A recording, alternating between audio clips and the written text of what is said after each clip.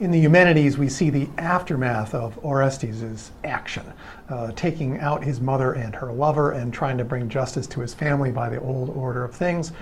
We remember in Homer how differently this story was portrayed. Remember, it was Homer held up Orestes as an example of a young man that takes action even when it's difficult. Well, sure, he does that, and but the focus that Aeschylus gives on this story is something quite a bit different. It's not as though we can rush to embrace Orestes and say we should all be like that. Instead, I think watching Aeschylus' play, we think to ourselves, my goodness, what an awful, savage situation to be in.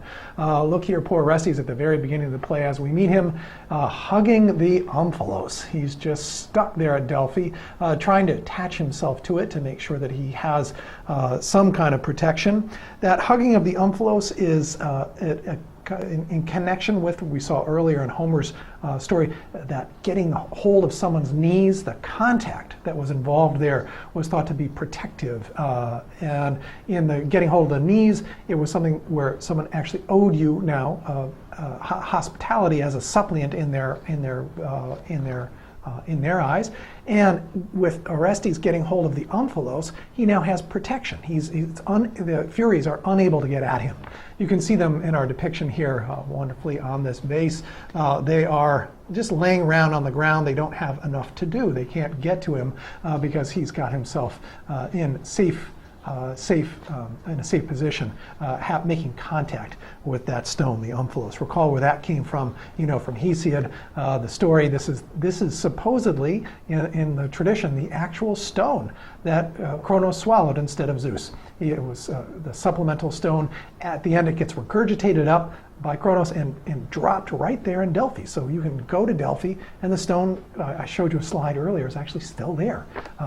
At least that's what the locals claim. This is the very same stone that was there in antiquity. That's what they claim, and they claim also that Kronos had swallowed it. Who knows? So Orestes we meet at the beginning of the play hugging the omphalos. The ghost of Clytemnestra is haunting him. We've got Apollo and Athena hovering around, trying to keep an eye on the situation, trying to figure out what they're going to do next. In other words, we have the very top people in the universe have an eye on this situation and are trying to solve things.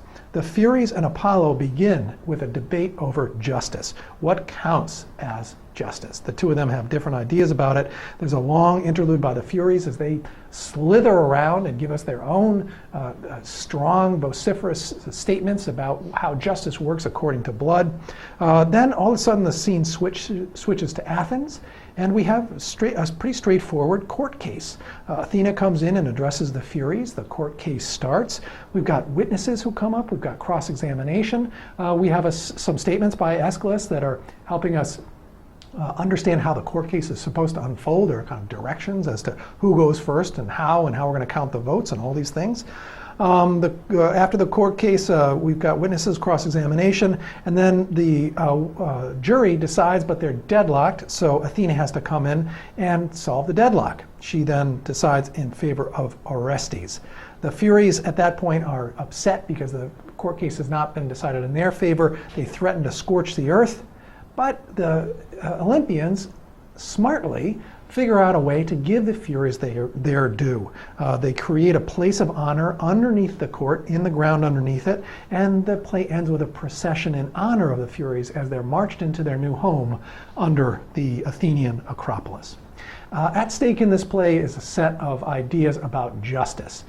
Two systems are being placed next to each other. The older order system of justice and a new one that you and I as Athenians, classical Athenians watching this play, you and I are rightly proud of a new system of justice that we see emerging in our own democratic society. This is something that Aeschylus brings into his play itself. Ideas of justice that are just emergent around the time he's writing this play are written into the play as a kind of character built into the story. Remember this old order of justice based on concepts like miasma we talked about earlier. Contact with evil blood makes evil rub off on you. If you have contact with that evil blood, the Furies come to get you.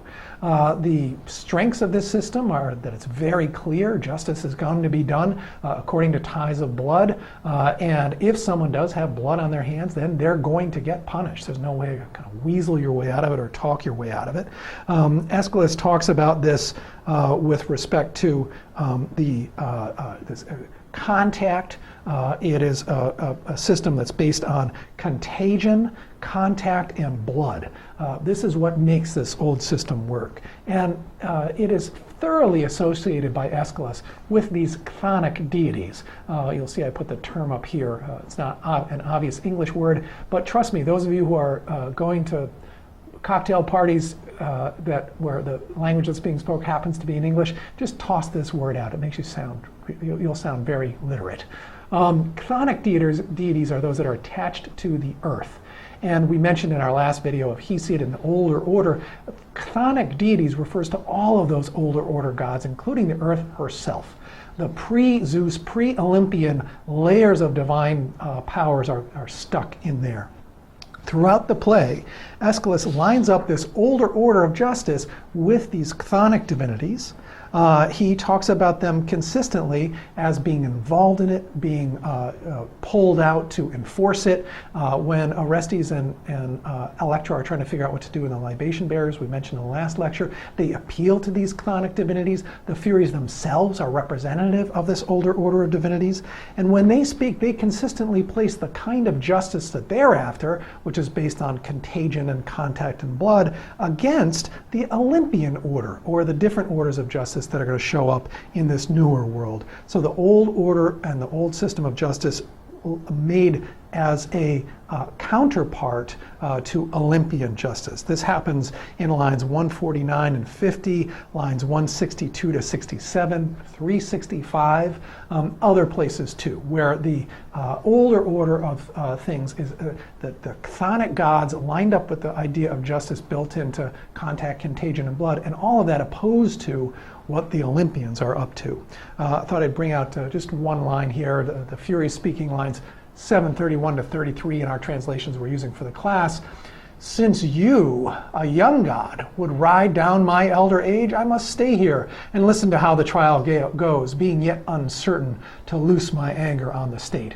That's the statement of an old established divinity to a new young one, you Olympians, trying to say that what you all decide here is going to have an effect on me, but it's a system that this person, the Furies, speaking as a collective, are not quite ready to say they belong to, or that belongs to them at all. It's some new structure.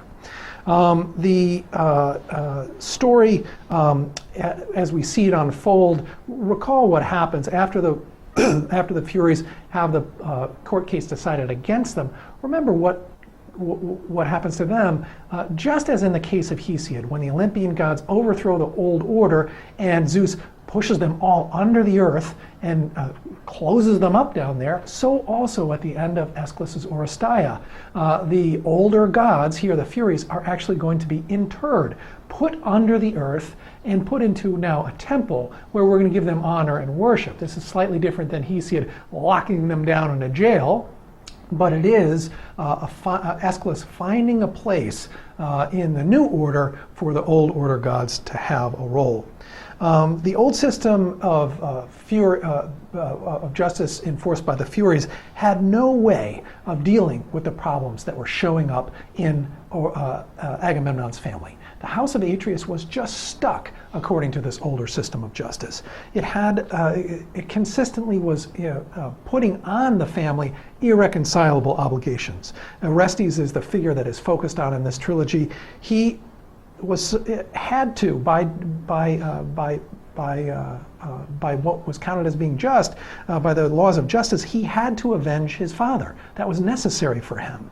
But at the same time, in order to avenge his father, he had to kill his mother. These are awful obligations, and he knows as well as anyone does that this is a terrible act. The old system of justice had no way of getting out of this cycle and of retributive justice back and forth. Instead, what we have is a system that just closes in on itself. By the old order of justice, Atreus' house is doomed.